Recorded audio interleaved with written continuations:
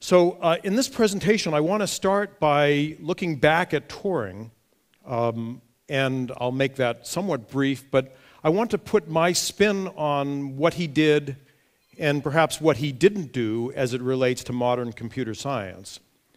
And then I'd like to pick up on that and try to look at what we are doing today, perhaps beyond and extending what he thought about, beyond what he did, and to some degree trying to fulfill some of his goals in artificial intelligence, and kind of look at the future from that perspective. So that is my goal here. So my references for this, beyond my normal thinking as an executive in research at Google, are these. I assume these materials will be on the web. Just so you'll know, there is an incredibly complete volume on all of Turing's material, with that long title, The Essential Turing ... There's an enormous amount of material on that, on the breaking of Enigma, on his theoretical work, his later work in morphology and biology, etc. There's a very new book that just came out that I was able to get just at the last minute, that's come out from the British Computer Society, that's a discussion of all the machines that were built in the early days, very much from the focus of the United Kingdom, but it's also an interesting one. One thing that I urge you all to take a look at is the Turing Archive, which is online. And there are photographic representations of many of his papers, so that you can see his papers with his own markup, his own handwriting on them. And that's fun. Google was very pleased to have contributed money to purchase these at Bletchley Park. So I'm not sure if these were because we've contributed money that they were available or we have additional ones, but Bletchley Park now has a large set of those papers. And of course, Wikipedia is always great. So those are my references. So we know about the date. This was meaningful to me. I was able to put it in perspective. My father was born in 1912. I was born in 1954. So it's sort of an interesting coincidence for me. There were many dimensions of this man, as we certainly heard about as a logician and a mathematician. He was a cryptanalyst. He was an engineer. And he's clearly a pioneer in artificial intelligence. And then on a different dimension, he was a hero, having won and been awarded the Order of the British Empire, as we heard earlier. So a man of many dimensions. The paper, which to me sets the standard for the maximal number of least publishable units combined into one document, is on computable numbers, which I read. And I urge all of you, even if you've taken the course, to find it on the web and leaf through it, even if you don't read all of the notation. It really is a very significant portion of the first course in computability that you take. It's not everything, we've gone beyond that, but it's a tremendous piece of work, and it certainly demonstrates to me that we have to give immense credit for Turing for the foundations of mathematical computer science. There's just no question about it. However, if you look in the document, while we might think of it as mostly a mathematics document, I think there's the foundation also of an engineering discipline within it. And I think that's a very important part. Certainly, the fact that he defined the Turing machine so precisely and so elegantly is an engineering activity as well as a mathematical activity. And then there's this quotation in the document. Actually, there's slightly different notation that I had trouble doing in the presentation program that I had. But the basic idea is, the paragraph says, which you can read yourself, is it describes in one paragraph his concept of the universal machine, which is what we think of as the modern computer. So that's an extremely important engineering contribution. But also he thinks about subroutines. So there are these notions of what he refers to as subsidiary tables, which are subroutines. I don't know if it was because he needed something like that because he's a mathematician and wanted economy of notation, or because he was an engineer and needed economy of storage or economy of representation just because it was onerous to have to do things many times and keep copying materials.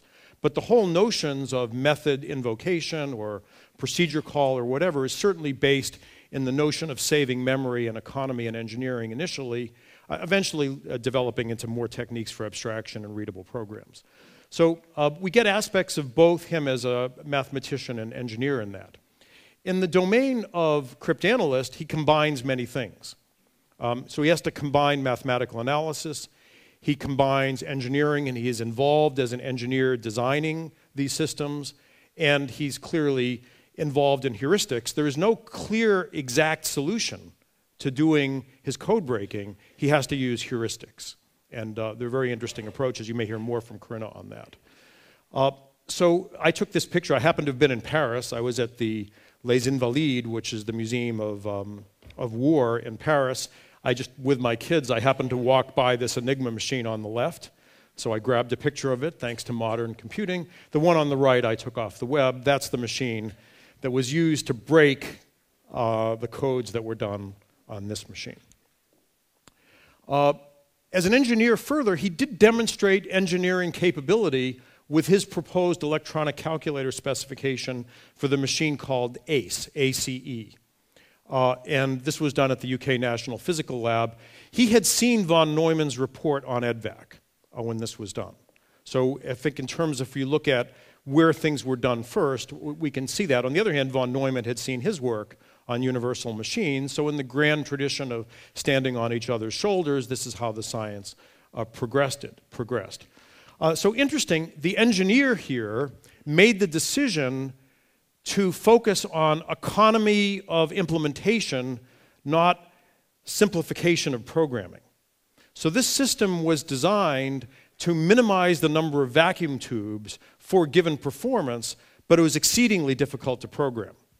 And like some engineers, some of them we may know, there was a lot of change that was going on as it was being designed, and as you know, when you start changing specifications, it's very hard to get anything finished. This didn't finish all that fast. In fact, I'm not certain that the full machine was ever built. A small version of the machine was built in this, the so-called pilot ACE.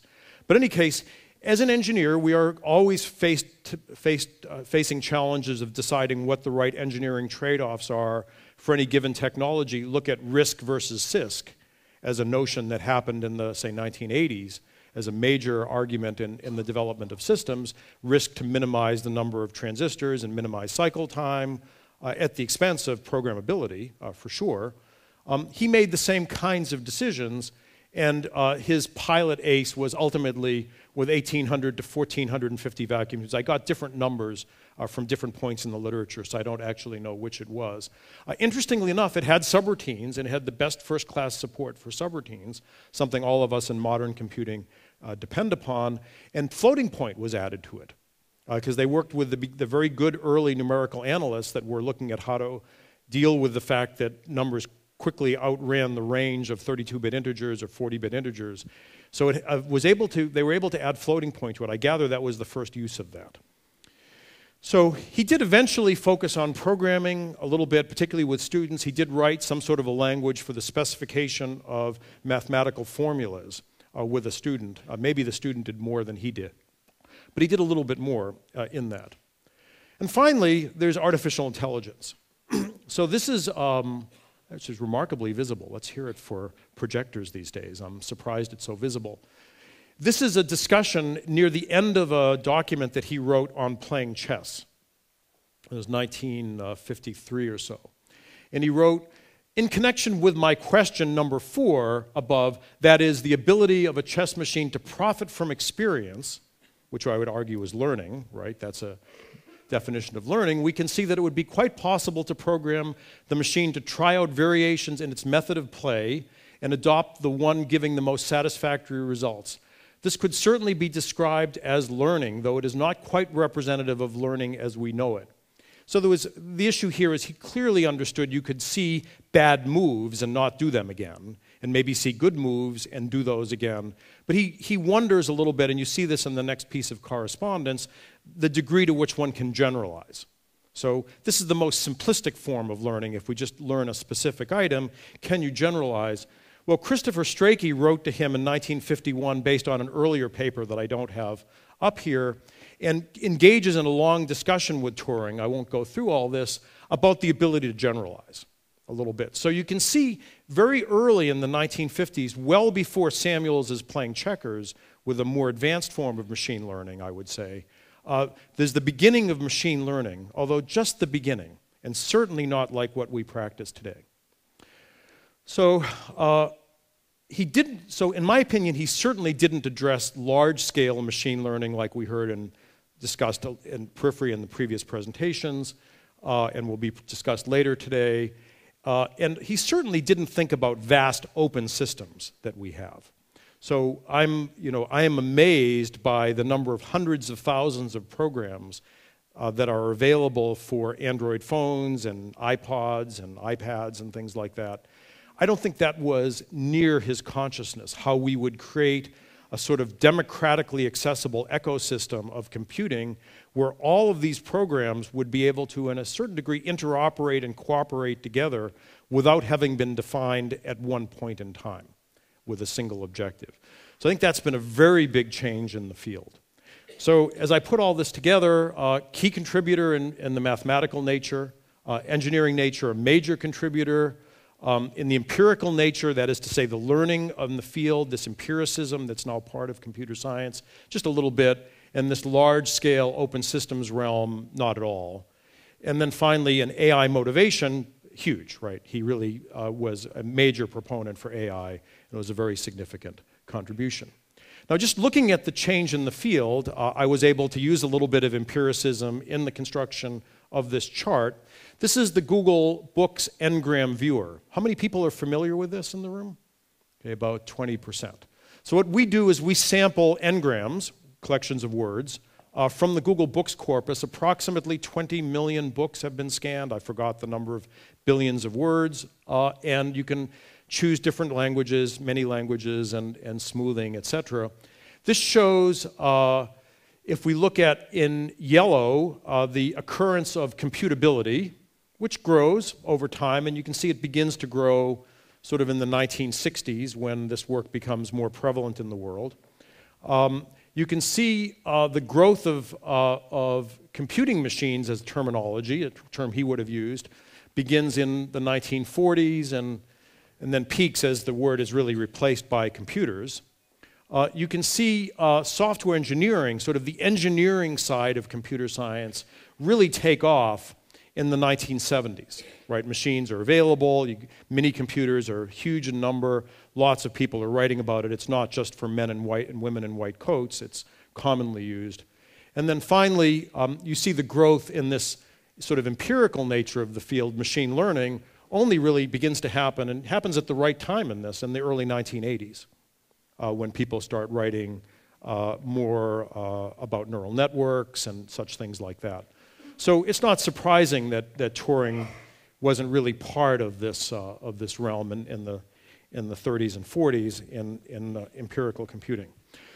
So with that, now the question is, where do we go based upon that? So in my opinion, we're in an amazing field. Almost all of us in this room, many of the people perhaps that will be watching this are computer scientists. We all know how amazing it is, but it's amazing for at least two reasons. One is the core of our field is continually changing. So we have enormous opportunities in a vastly changing core of computer science. And then as the sphere keeps expanding, as our field keeps expanding, it keeps bumping into other fields, and there's a hybridization that goes on. There's a natural connection between our field and I think every other field in the planet, where our field makes the other field better and probably vice versa. So it's a fascinating part of it, and I'll discuss both of these. So as I look at this, what's changed a lot, say from my university training in this field, this is considerably after Turing, but open systems. I remember when I was a student in 1972, it was a very big deal to build a programming language that could run on multiple instruction sets. That was sort of the state of the art. That was really good to be able to support portability across multiple computers with the same program. Distributed systems and parallel processing was very new at that time, and really distributed systems as a software field came of age beginning in the 1970s. That led to cloud computing as we scaled things up by another, say, 4 orders of magnitude or maybe more. Information retrieval, well, it was beginning at that time, but it really took off later. So Salton's work at Cornell and others was beginning, but it really took off. Machine learning took off after that time, as I've already discussed. I must say, in a security and privacy world, most of us did not worry anywhere near as much about it. The reaction of most of us at the time is, yeah, we know we should never type anything into a computer that we don't expect to see on the front page of the New York Times, but that was easy to do. And we also thought, who would really want to break into my email? Well, if you operate the Google Cloud, a lot of people presumably are interested in breaking into things. There have been many new foci for algorithms work, certainly relating to scale and parallelism. User interfaces have dramatically grown, and one can see that by the ratio of the number of pages describing how to use a program to the program. We very rarely read a manual on how to use a program anymore because the interfaces are so good. It's a remarkable change in UI and user interface methodology and human-computer interaction. And there are more things we could talk about, robotics and other things, but those are some of the major changes that I've seen so far, a lot of them driven by prodigiousness, by just great scale and everything. We have to get used to the words on the right-hand side. I envision that in systems, we must be thinking about how to program cloud computing systems with 1 billion CPUs. We're not that far away. Maybe, with the expected growth that still is coming in the miniaturization of transistors, say verticality in transistors, we should be able to get to billion node systems because of lots of processors on a core within 10 or 15 years.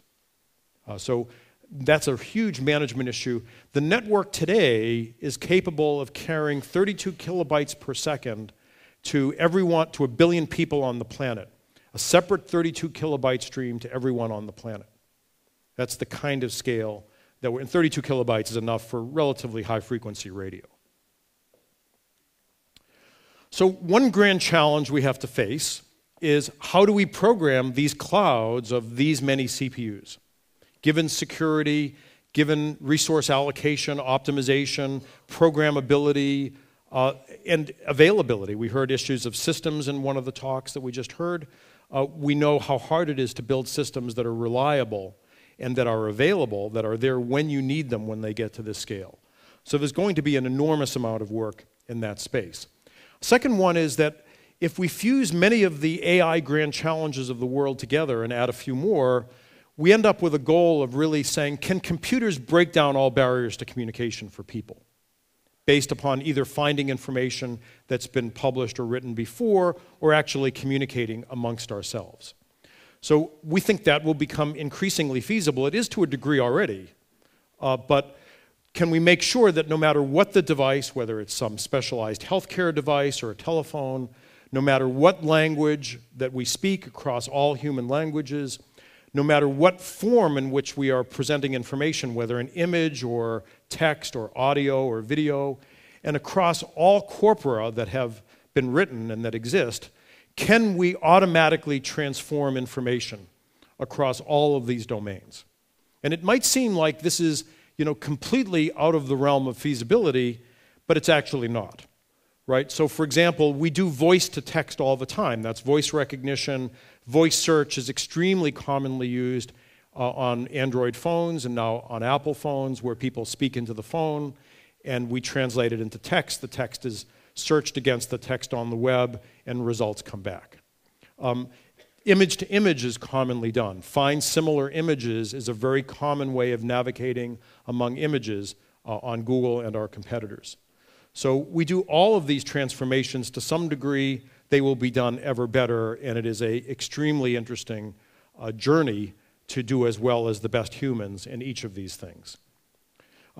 Some of the algorithms, before I gave a somewhat more technical version of this talk, I asked our team in New York to get me a list of some of the algorithms work we're doing where the algorithms focus on scale, on processing billions of entities or tens of billions of entities at millions or transactions per second. And some of the ones come up on the line that are listing up here, but one of them relates to find similar images. There's a streetcar in San Francisco, a cable car.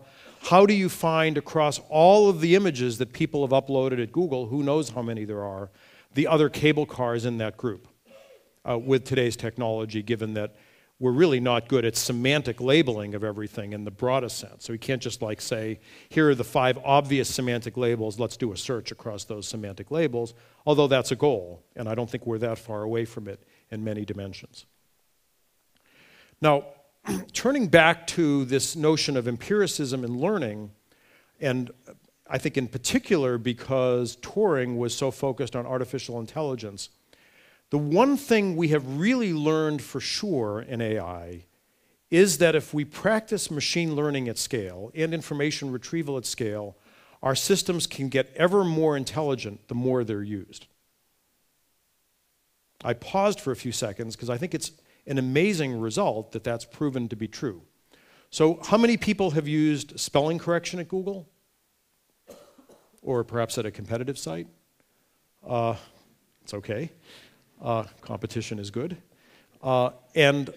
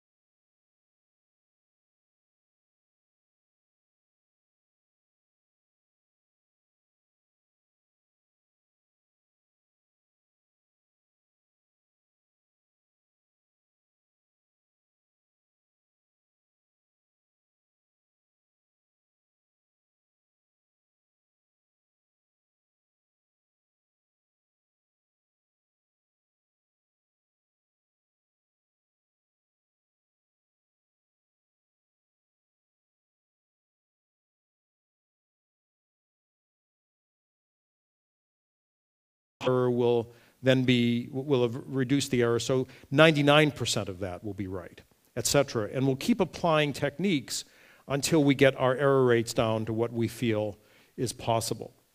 So we'll do semantic annotation. Many ways we will find of adding to information what we mean by it. So we'll know that a dog is a pet, or we'll know that sunny is a type of weather, and many things of that form. So these semantic annotations will be added by authors, they will be added by people that are contributing to open source projects or professional raters, or they'll be learned from systems. And I don't know how in fact, it's going to be a mixture of many different things as to how that semantic annotation of information will be done. Syntactic annotation will be done. That'll probably be done mostly by machine, because it's rather boring to be done by human. But we can do an awfully good job now with parsing. So syntax, I think, does play a role, and I think Chomsky will be borne out that it's useful, not that it's the only thing. And then machine learning plays a role in doing these activities and how it is we do annotation. But also, I think machine learning will play the role in how we combine all of the features that we have about information. We're going to have a plethora of features. What is a dog? There are many things that a dog is. Which ones are applicable to a situation that we have? And we will learn those, and just as I think we learn those, if we're a veterinarian, things we may know about the poetry of dogs may not be relevant if we're treating a dog. But if we're poets, what we might know as a veterinarian may not be relevant to the poetry of dogs. So a lot will be learned by the situation, just as I think we do all the time. So my overall concept here, and what I think is being proven to be true, is the combination of techniques with independent types of errors will result in rapidly more accurate semantics or understanding. Perhaps the best piece of evidence for this now, I think, is the Watson program that IBM did that won in Jeopardy. You saw a reference to it earlier today. It was based upon a system called UEMA, developed at IBM many years ago, developed in about 10 years ago. And they built on it a huge number of different approaches, all of which are combined with machine learning at the top to decide which of the signals are most relevant in Jeopardy. And we do many similar things, as you would guess, at Google as well. What did I do with the clicker? I have a different failure mode than you do, Michael. I lost it. Here we go. All right, so I mentioned parsing. We are doing parsing at scale at Google. This is not unrealistic at this point. This is something that is ongoing. We're quite good at it, and we're going to get much better. We are, in fact, paying for more training data for our machine learning algorithms. We are developing techniques, or we have developed techniques where we can run this on large numbers of processors to develop the actual systems that do the parsing. And we have to be able to do things very fast.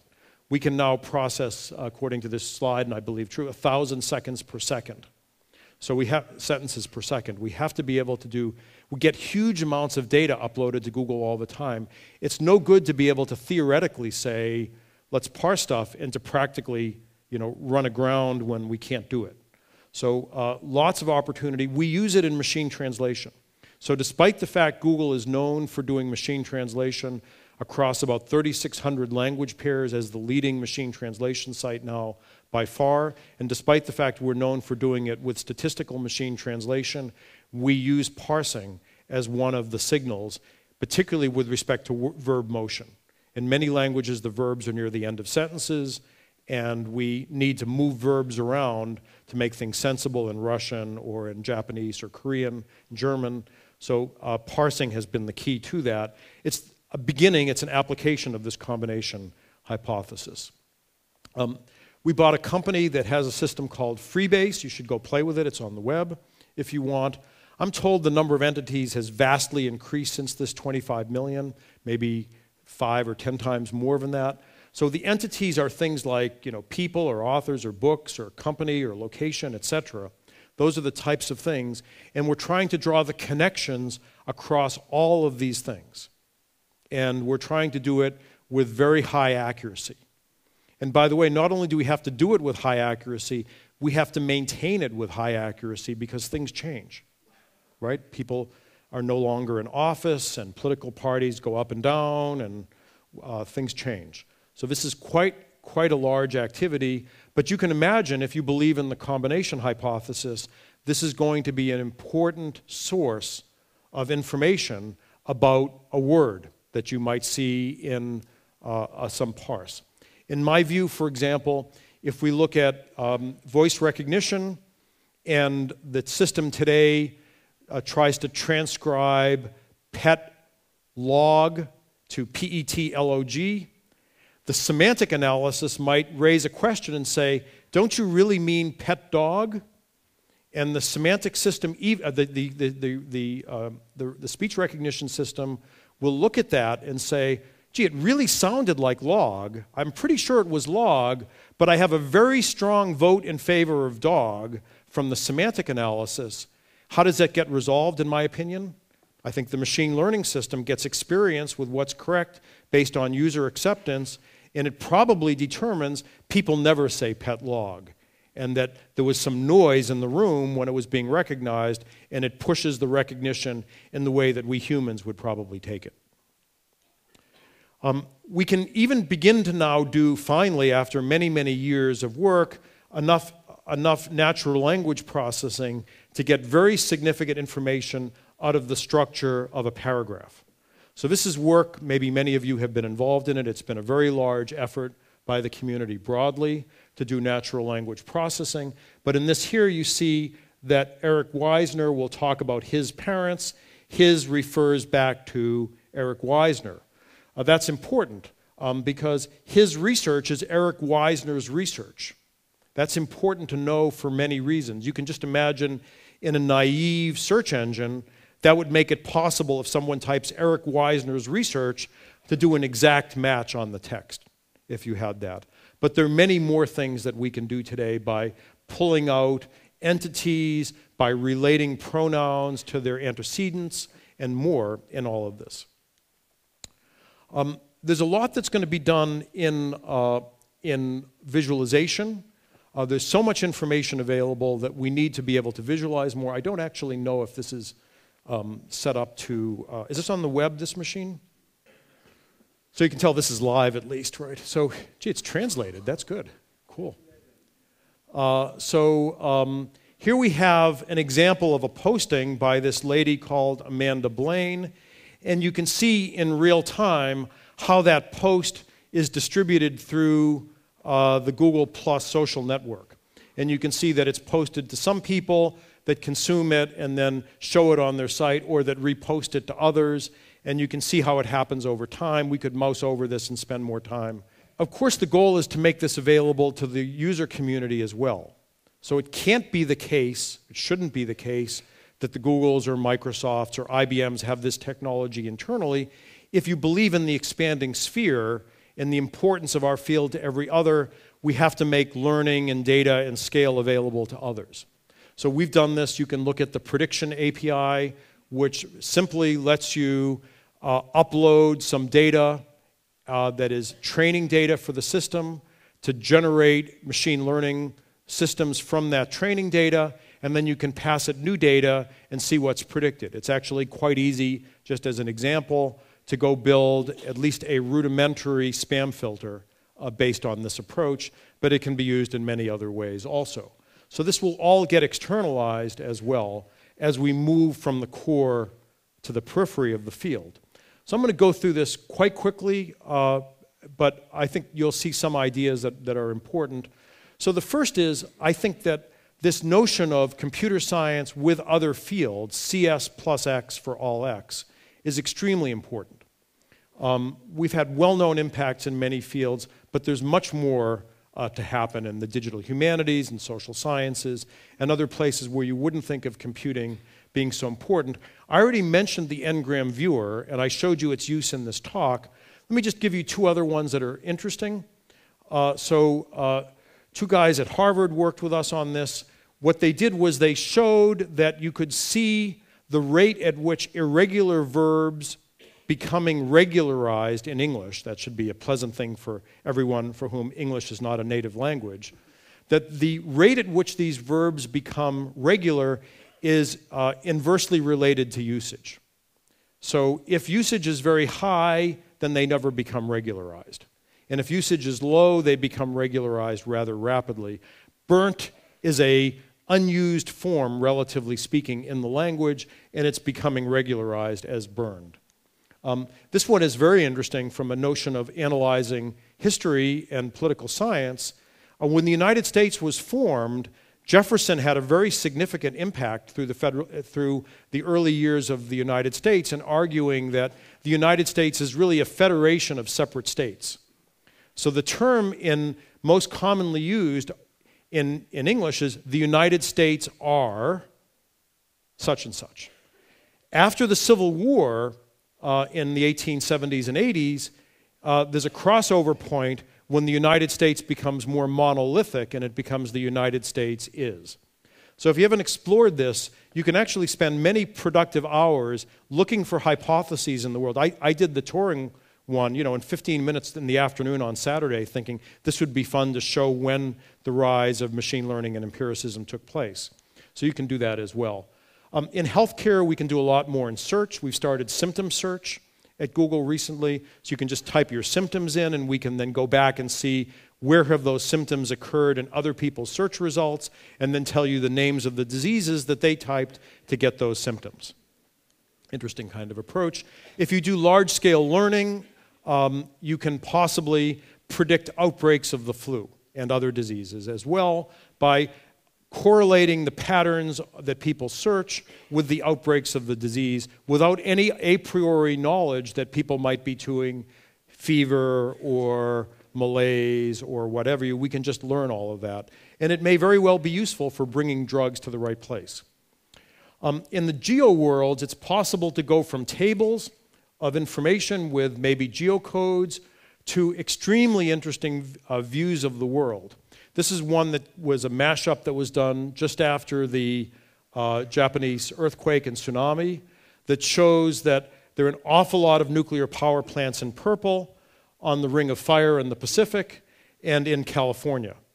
And there are not many other nuclear power plants near earthquake zones. This is easily done. This takes 10 minutes to build or 15 minutes to build if you have a tabular data with it. This was a shelters map in Tokyo, similar way of plotting information. Let me just show you this one here quickly. This is a map of Mexico. It's the most detailed forest map created as of a couple years ago. I think it probably still is. We produced it from a vast number of computer images taken by many satellites from Europe, from the United States, all put together on a large parallel cluster. And you may wonder, why isn't it just one picture? Well, it's very detailed. And of course, at any given time, these tropical rainforests are often covered with clouds. So it's an immensely complicated image processing algorithm to do this. And our Earth Engine project allows scientists, or will increasingly allow scientists, to put their computations into the system, operating on vast amounts of data that we have to do interesting work on climate, on environment, and other things, which we think will be a great contribution. Here's an example of a problem, but brings up an opportunity. Just prior to the tsunami that hit Japan and eventually, to a degree, hit the Hawaiian Islands, if you had typed tsunami Hawaii to Google, you would have gotten a bunch of results like the Pacific Hawaii Tsunami Museum, and you might have seen results like Tsunami Hawaii or the International Tsunami Information Center, but you would have not seen tsunami, please get to high ground, which would have been the right thing for Google as a trusted part of this world to have said. So I think on this one, 2 hours, 5 hours after the Japanese earthquake, and 2 hours before the tsunami hit the Hawaiian Islands, this is what we showed. I think we get an F on this.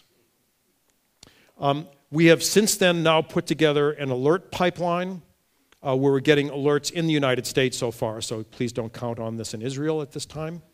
We're getting alerts in the US. We'll make those alerts available to external developers to consume. We're going to put them into our vast index, and then we're going to find ways of getting that information to people when they need to know it. So for example, there's work in our Israel lab on one boxes that show up where we can surface that information to users. The interesting thing we already do is show it on maps. So here's an example as of a few weeks ago of, I guess, winter storm warnings and hurricanes in the United States. That's good. It's a start. But the really interesting question is, how do I give people an alert when they need to know something? This came up when I joined in Google.org as its senior technical leader. I was looking at Amber Alerts on the highways in the United States for missing children, thinking what a silly place to put them. Who's going to look up and be driving by at the right time? Why was I not told on my cell phone when that was the case? But the issues of giving alerts to people in real time is very complicated. There are, in New York City, probably 50 subway alerts a day that go on. I'm personally interested only in maybe one or two of them if they coincide with lines that I take while I'm taking them. That requires degrees of personalization that are very interesting. So this whole issue of privacy and personalization is an extremely important one for us to get our arms around. As computer scientists, as Google, we can do immense good, but we have to do it in a way that societies like from a privacy perspective, which in my case would be knowing where I am, whether I'm at work, and what subway lines I usually take. Some people might be concerned about that. I'm not, but some might. More things we can do in elections. We're trying to promulgate information about elections. We're very interested as a company in what can we do to improve governance and to have people know more so that they can have better governments. We've seen the power of social networking in the so-called Arab Spring. Probably a good thing in the long term, clearly complicated. What more is going to happen as our field moves even further afield into elections? So last slide is on education. I'm going to echo what Michael said earlier. There are vast opportunities in education. Michael talked about how we can do the right kinds of adaptive video. That's one place. How about the social networking so that we can interact with students anywhere in the world or faculty at any time and have the immersive experience of a dormitory but on the web? Now, I don't know that we can do as well as, you know, a beer in someone else's dorm room at 11 o'clock at night, but we can do better and we can make things available for people. And then finally, I think also we have the ability to use machine learning to customize remediation and testing for people. And I think that will be really interesting. The thing that has catalyzed this more than anything are 23,000 people finishing Peter Norvig and Sebastian Thrun's course in artificial intelligence. How many of you finished all the problem sets in it? Here, anyone? How many people took part of it? Okay, a few, so not too many in this room, but India was the lead place, by the way, for this. So, closing thoughts. Clearly, Turing was, we know he's legendary. When you review the papers and things, he really was. We owe him a great service. Our core has fantastic opportunities, but so does every other discipline. And I think we have to grow talent, not only for our core, but so that we can seed all the other disciplines that need to rely increasingly on computer science.